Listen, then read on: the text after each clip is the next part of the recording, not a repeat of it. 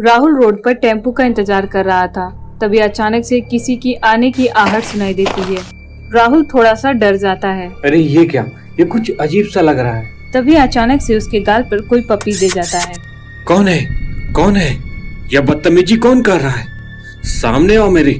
जब कोई सामने रहे तो ना कोई सामने आए। राहुल डरा रहता है कि तभी टेम्पो वाला बोलता है, अरे ओ भैया, चलना है कि नहीं? हाँ हाँ चलना है। राहुल घबराते हुए टेम्पो में बैठ जाता है और अपने घर पहुंच जाता है। लेकिन रातों में उसकी नींद नहीं आ रही थी।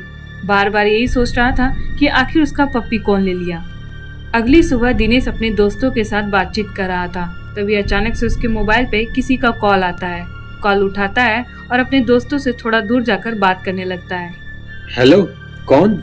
उतनी पर ही किसी की आने की आहट आने लगती है। दिनेश इधर उधर देखता है तो उसे कुछ भी दिखाई नहीं देता। अचानक से कोई इसका पप्पी ले लेता है। वह डर जाता है और वह चिल्लाने लगता है। सारे दोस्त उसके पास आ जाते हैं और उससे पूछते हैं, क्या हुआ दोस्त, तुम इतने घबराए क्यों हो? इतनी जोर से क्यों चिल्ला रहे हो? कुछ नहीं, बस ऐसे ही। कुछ तो हुआ है, हम तो तुम्हारे दोस्त हैं, बताओ क्या हुआ है? तभी दिनेश कहता है, मेरा कोई पप्पी ले लिया। इतना ही सुनकर उसके सारे दोस्त हंसने लगते हैं।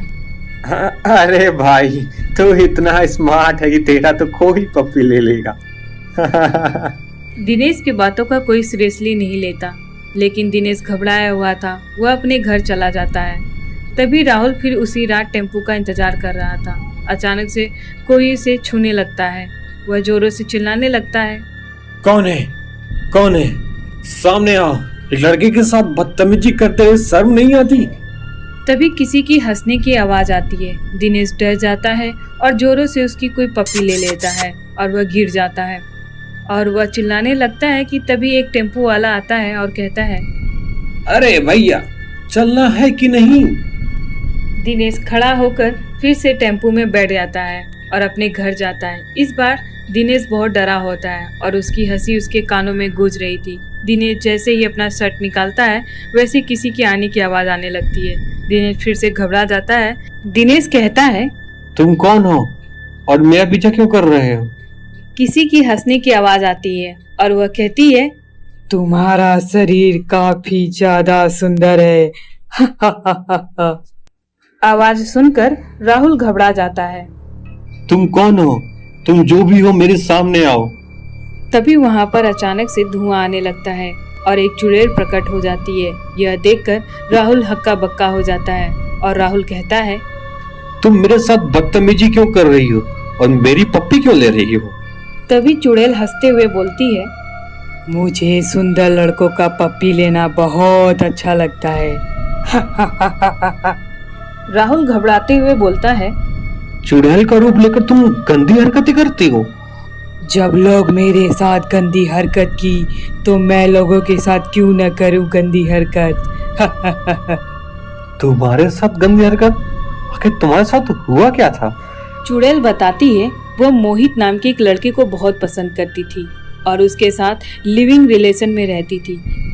एक दिन मोहित अपने दोस्तों को बुलाता है और बोलता है, ये देखो तुम्हारी रिया भाभी है, इनसे मिलो। अरे नमस्ते भाभी जी, कैसी हैं आप? मैं भी ठीक हूँ। मैं आप लोग के लिए चाय नाश्ता लेकर आती हूँ। जब रिया मोहित के दोस्तों के लिए चाय लेकर आती है तो वह देखती है कि वहाँ पर मोहित नहीं रहता है। मोहित कहाँ गया? अरे भाभी जी, थोड़ा हम लोगों से भी बातें कर लीजिए। रिया बैठ जाती है। लेकिन अचानक से मोहित का दोस्त रिया का पप्पी लेने लगता है। रिया कहती है, यह क्या बदतमीजी है? अरे भाभी जी, यह बदतमीजी थोड़ी ना है, यह तो रस्म है। हमारे यहाँ ऐसा ही रस्म होता है। रिया घबराते हुए मोहित को बुलाने के लिए चिल्लाने लगती है। रिया की आवाजें सुनकर मोहित आता है। रिया मोहित को सारी घटना बताती है। मोहित घटना सुनकर जोरों से हंसने लगता है। यह तो बहुत ही नॉर्मल चीजें हैं, तुम भी न रिया, इसका बखेड़ा मत किया करो। रिया मोहित की बातें सुनकर गुस्से में आकर जोरों से मोहित को थप्पड़ लगाती है और बोलती है, मुझे नहीं पता था कि तुम इतने गिरे हुए हो। मोहित गुस्से में आ जाता है और रिया का गला दबा देता है। जिससे रिया का दम घुटने से उसकी तुरंत मौत हो जाती है।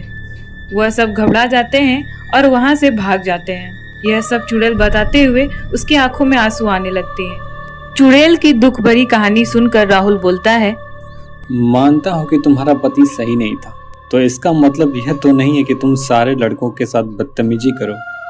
सारे लड़के एक जैसे होते हैं। मैं अभी सारे लड़कों को ऐसे ही परेशान करूंगी ताकि वह किसी लड़की को परेशान करने से पहले 100 बार सोचे। देखो, सारे लड़के एक जैसे नहीं होते। जैसे 5 उंगलियां एक जैसी नहीं होती, वैसे ही सारे लड़के एक जैसे कैसे हो सकते हैं। तुम अपने पति का बदला सारे लड़कों से नहीं ले सकती। तो मैं अब क्या करूं, तुम ही बताओ। तुम उसे माफ कर दो। जैसे तुम उसे माफ करोगी, उसे ऊपर वाला खुद भी सजा दे देगा। चुड़ैल और राहुल बातें ही कर रहे थे कि तभी अचानक से कुछ गिरने की आवाजें सुनाई देती है। चुड़ैल और राहुल बाहर देखते हैं तो एक 4 व्हीलर दूसरी 4 व्हीलर से टकरा गई होती है।